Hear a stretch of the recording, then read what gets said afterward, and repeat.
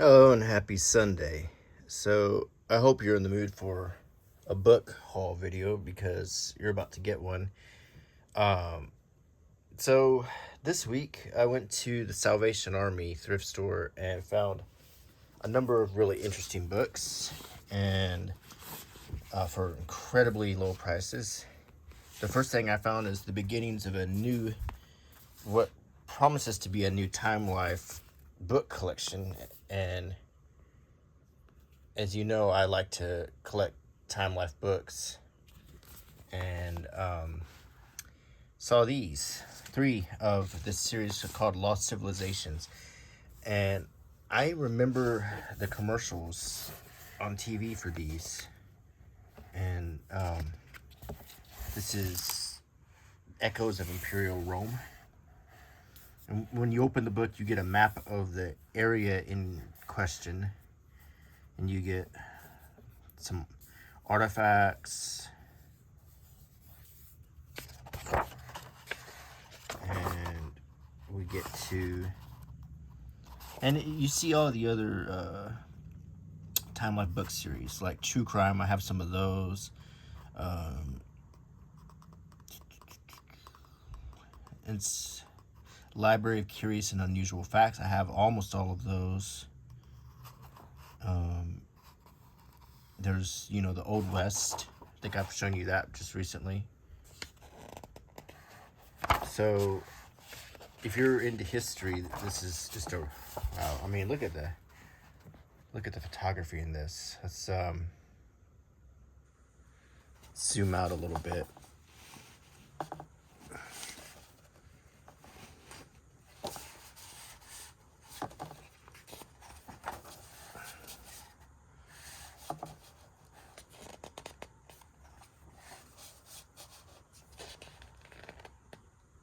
And then you get layouts of the cities, the Arch of Many Purposes. This is looks like something I saw when I was in Pompeii. It says it's in Palatine Hill. This sort of fresco artwork.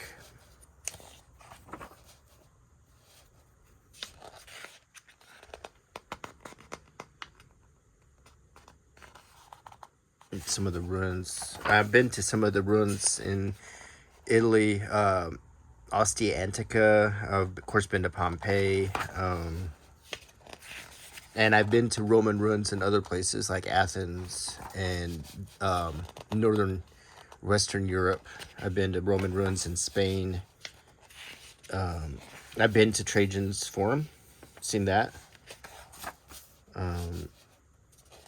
I highly, if you go to Europe and if you want to start traveling, go to Italy. I mean, there's so much. You can spend the rest of your life just seeing stuff in Italy. Ruins, culture, delicious food. Some of the best food I've ever had. It's a really good picture, and I love the sky, the way it contrasts with the ruins.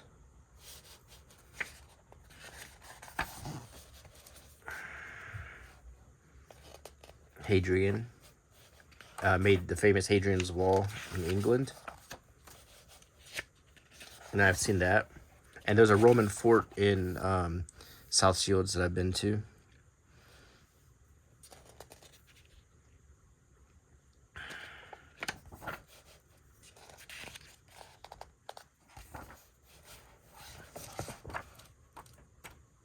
These books, look at that, Roman shoes. A Roman shield. I love the artifacts.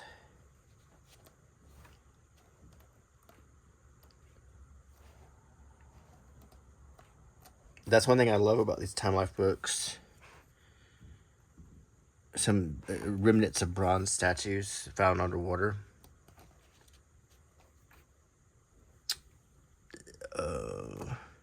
Some very, very intricately done mosaic. Another thing I saw that was really cool was when we went to the Vatican, I went underneath it, and we got to see the necropolis. I've done it 2 times gone under the Vatican and seen the necropolis, an old Roman cemetery under the Vatican, all intact, all preserved. There's a lot of great history in Rome and Italy. This is the Holy Land, and you get a different map just to compare. See? So in the Holy Land, you get this map showing you the Dead Sea Scrolls, Solomon's Jerusalem, a Roman aqueduct,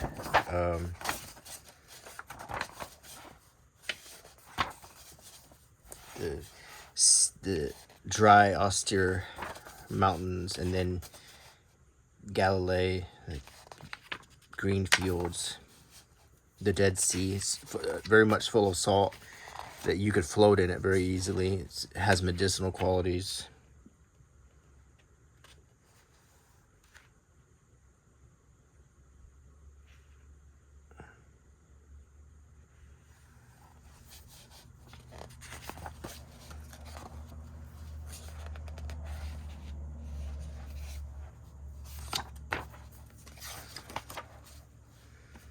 A lot of history there too.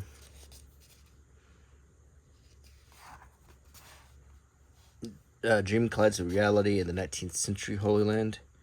It's an old tourist book right here. And it's some stereo sets, stereo pairs, where you could look at these through certain glasses and see a three-dimensional effect. It was very popular in 19th, early 20th century.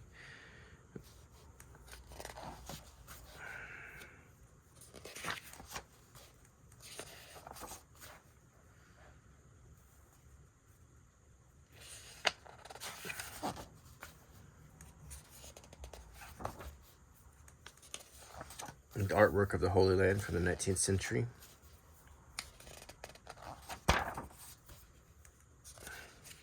Archaeological excavations.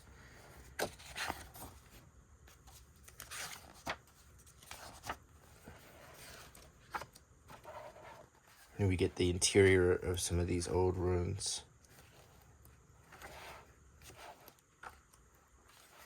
See, I really love these books. These time life books are just a lot of fun to flip through, and you learn something, you get interested in a topic, and you might want to research it more. I'm talking about the Dead Sea Scrolls.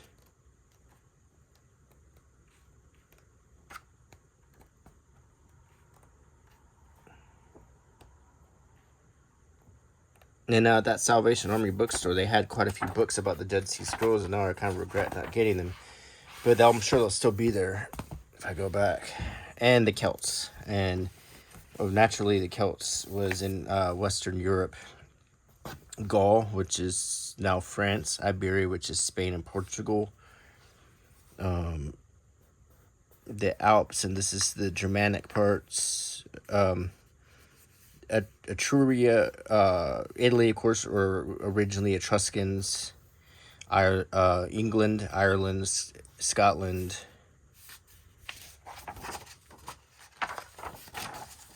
Europe's people of iron. And we get to some interesting, what the Celt might have looked like. This is a bog person. Lindo, peat moss near Lindo. Heat bog near Lindo Moss in the English Midlands. It's called Lindo, man. I've seen a few bog people when I visited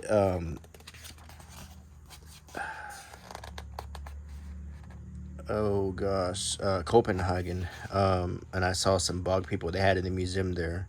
Very well preserved people who were in peat moss. There's some creepy imagery here. The idea the Celts went into battle unclothed and would paint, use woad on their bodies to paint with. They tried to show a little bit of that in Braveheart, but it was the wrong time period. more bog people, preserved Celts. I've seen this very garment. This is, I believe, if it's the same one I'm thinking, this was in the museum in Copenhagen. This very garment I've seen. Yeah, and it's Denmark. Yeah, you could see the color of the hair. Some creepy imagery of bog people. This one is in Silkeborg in Denmark. This is Tolland Man. Oh my gosh, I drove all the way to Silkeborg from Hamburg to get to the museum to see this, and it was closed, and they didn't even say why. It was so I kind of wasted a trip driving all the way to Silkeborg. I mean, I'm not criticizing the town. I'm sure it's a nice place, but I went there to see a certain thing. I remember stopped at a Circle K there and got coffee, and all I thought when I was there was the Circle K was so, with the exception of a few different Danish candy bars, it felt just like I was in a Circle K back in America. I found being in Denmark and Sweden was very much like being in the United States. The road systems, the shopping centers, it was very, very similar. And one of the most popular food items there is hot dogs. So I found this also at the Salvation Army store. This is Hollowell's Film Growers and Video Viewers Companion. And at a glance, you might think this is like a Leonard Maltin movie book, but it's really not. This is all kinds of information about movies, actors.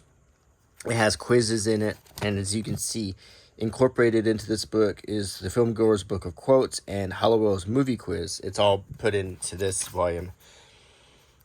Now, this is a 1988 edition, so it has a lot of information about classics, because as these editions, the later they got, the more they would call older information. So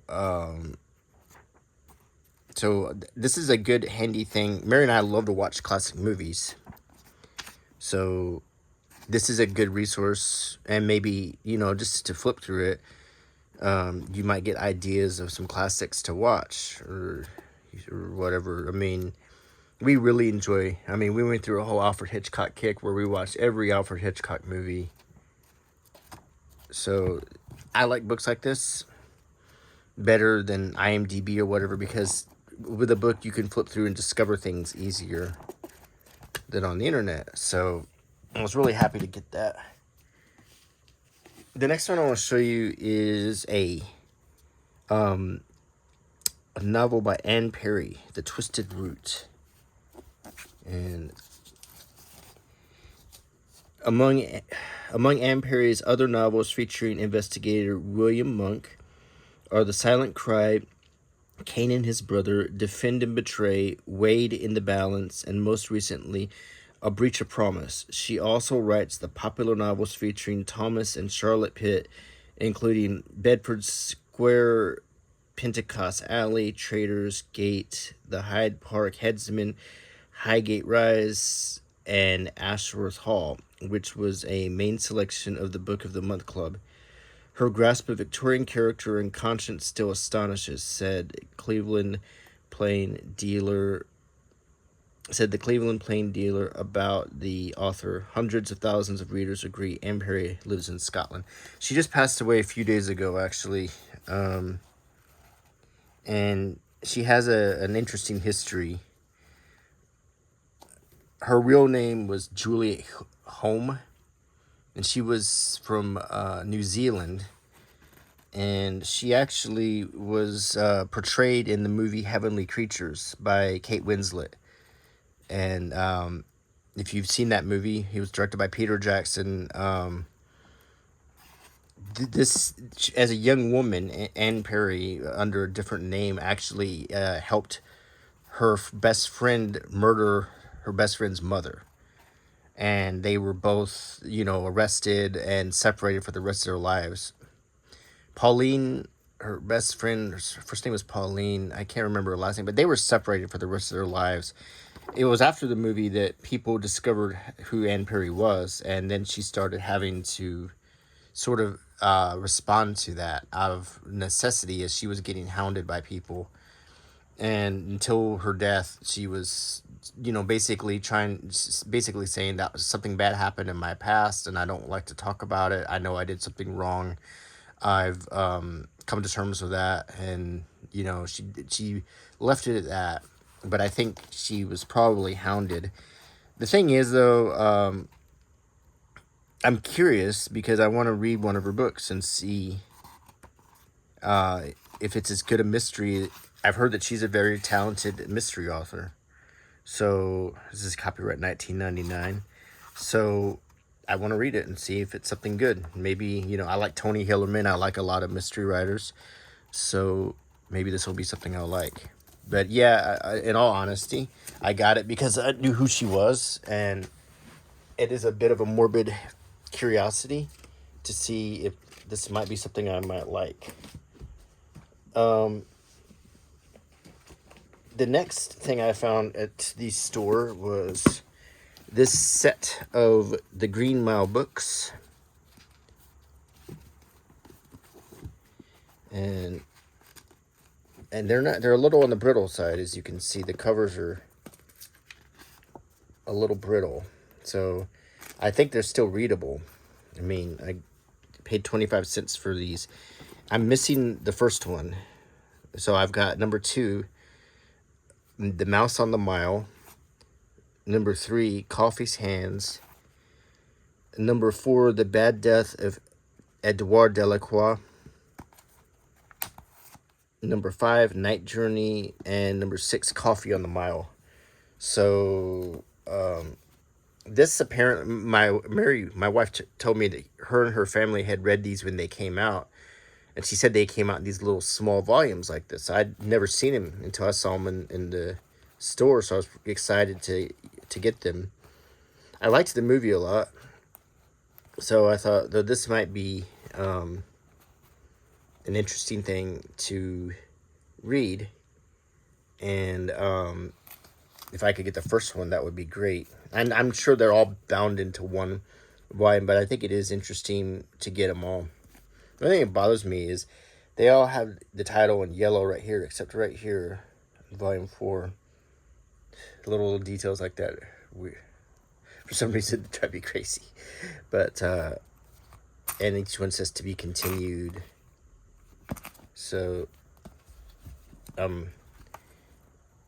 these are so brittle. I'm almost afraid to open them up, though. Like, the covers are just sort of threatening to come off. They must have, I don't know. They must have been left in a very dry place or something. I don't know. And I hear Trixie. I got this book. This was also there.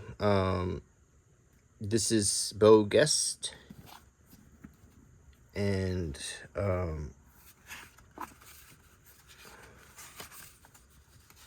this is the 1926 edition from the movie with Ronald Colman. Not the 1939 one, I think, with Gary Cooper. It's an older one, and I've already started reading it, as you can see by the bookmark. And I'll just tell you where I'm at in it. If you've never heard of this story, it's really good. I'll just give you the beginning, because I'm already hooked on it. I couldn't put it down. This French Foreign Legion Major, Beaujolais, he is relating a story to a fellow officer on a train trip, and he describes how he rode to a fort and to render aid after it was attacked. As he got close, he saw all the sentries on the fort holding their rifles, and then as he got closer, he realized they were all dead and propped up. It's really creepy. It's like a horror movie. So I'm really hooked on the story, and it goes from there. And I don't want to give too many details, but it's very, very dark, but it's also exciting to read. This has got illustrations from the silent movie from 1926 in it. If I can find some.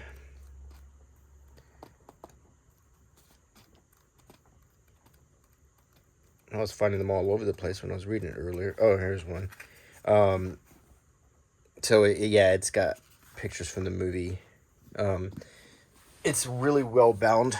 The book's almost 100 years old, but it's bound very, very well for a library use, so it's very sturdy. If you were to peel this cover off, you would find the original cover under it, but I'm not going to do that, obviously. It still has a tape on it, copyright 1926. I don't know if they did that to worry about the date. And the last one I got from the Salvation Army store is a graphic image gift box, and inside is a leather-bound copy of Breakfast at Tiffany's.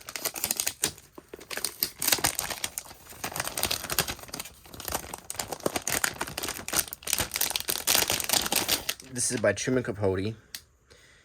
This was inscribed to Olivia, probably as a gift. Just got a little scruff right here, but very, very nice feeling leather cover. Almost mint condition, graphic image, leather bound collection, cards still inside, and then it commences to the book. Very well, the paper is high quality, typeset is very good and straight. This is a very high quality book. I watched the movie. If you're not familiar with it, Breakfast at Tiffany's, and this is some other Truman Capote books. Breakfast at Tiffany's is a story about, at least the movie was about Holly Golightly, and she lives in this apartment in New York, and she's basically a courtesan. And she meets another person who lives in the same apartment, and he's basically a gigolo. And then they were kind of broken people, but they come together, and it's a love story. It's but it's also cynical, and it's very dark, which is consistent with Truman Capote. He wrote In Cold Blood, among other things. As an Alabama person, Truman Capote is a big part of our culture here, along with oh gosh, here goes my deformed stupid brain where I can't remember anything lately. Harper Lee, Nell Harper Lee. They were from Monroeville, and so you can even go to Monroeville. It's not too far from where I live, and they have a pageant where they reenact To Kill a Mockingbird, which is Harper Lee and Truman Capote both research. Well, no. Let me back up. They both researched In Cold Blood, but Truman Capote is in To Kill a Mockingbird. He's just renamed as a character named Dill. So I really love this cover. I love how it feels. I don't know why Olivia chose to get rid of it. I'm going to put it back in the plastic. It's really, really a nicely done book here. I'm going to show you a couple bonus books. So I bought this book for my mother-in-law to read, and she liked it so much that she gave it back to me to read. So I'm going to read it myself, I guess. And I read Insomnia, and I really liked it. So I'll probably give this one a chance. This is a pretty recent book, I think. It's... Oh. Okay, now that I didn't know she inscribed it. I gave it to her as a birthday present, so I will be giving it back. And it's copyright 2022. So, but I do like to read Stephen King, so, and I love how this cover feels. It's very soft paper. So this is Fairy Tale, a novel. And then my sister dropped this off for me yesterday as a present. It's The Commanders of the Civil War, and just dropped by and gave it to me. And she knows I like Civil War stuff, so I was really happy to get this. and it is just a fantastic photo book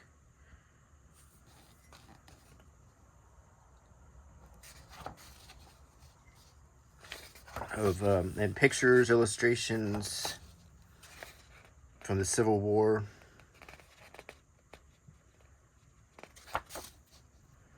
Wow, artifacts. I love stuff like this. She knows the stuff I like. So, I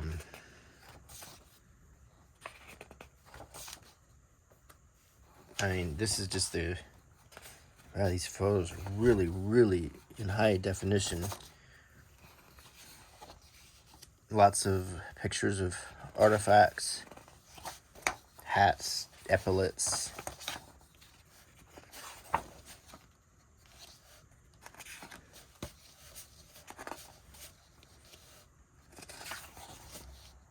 My goodness, this is really cool. I mean, this is the kind of book I can just flip through. And books like this, you learn from it, but also just sort of takes you to another place.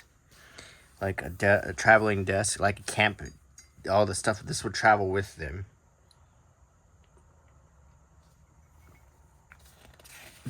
All the stuff they needed to do their reports, write letters, so forth.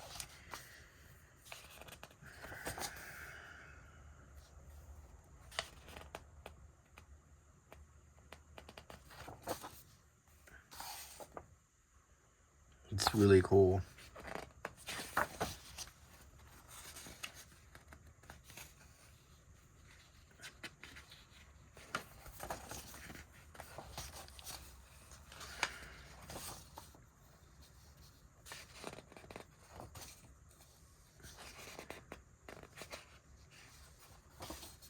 The uniforms.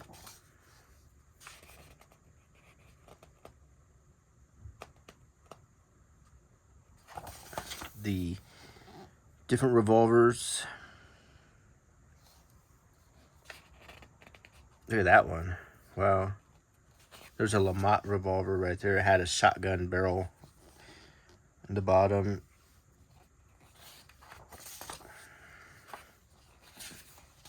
With all the different swords.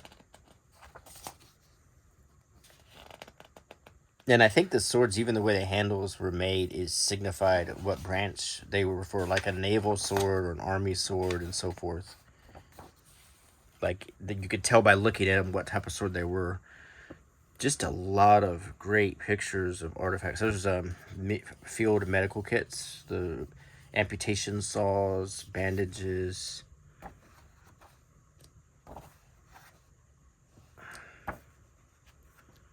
Very interesting. There's Sherman and Grant.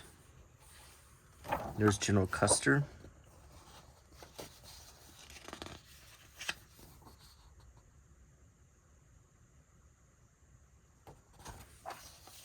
Sherman.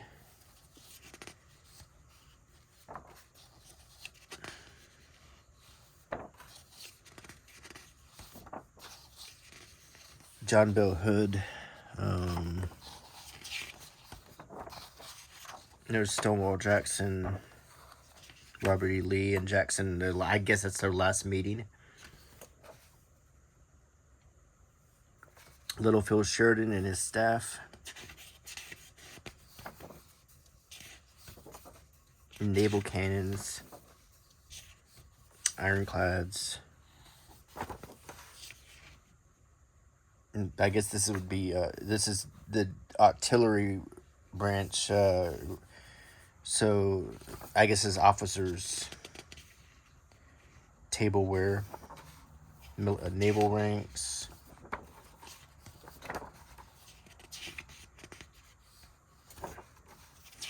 Wow, this stuff is really interesting, and I hope that you enjoyed the video. And I really love books. I love showing them to you, and I hope you love them too. I think that we can read a lot of stuff on the internet, or we can go to Wikipedia or whatever, but nothing replaces having books and having your own library. And I always say, get yourself some books you really like, create your own library, and go back and read them build your own information center, because you always have control over that. Nothing can be edited, nothing can be changed, nothing can, be revised or whatever. That's your library. And as long as you can get them, I always recommend making your own library. So anyway, I hope you enjoyed the video, and I hope you like my channel. And until next time, I will see you. Bye.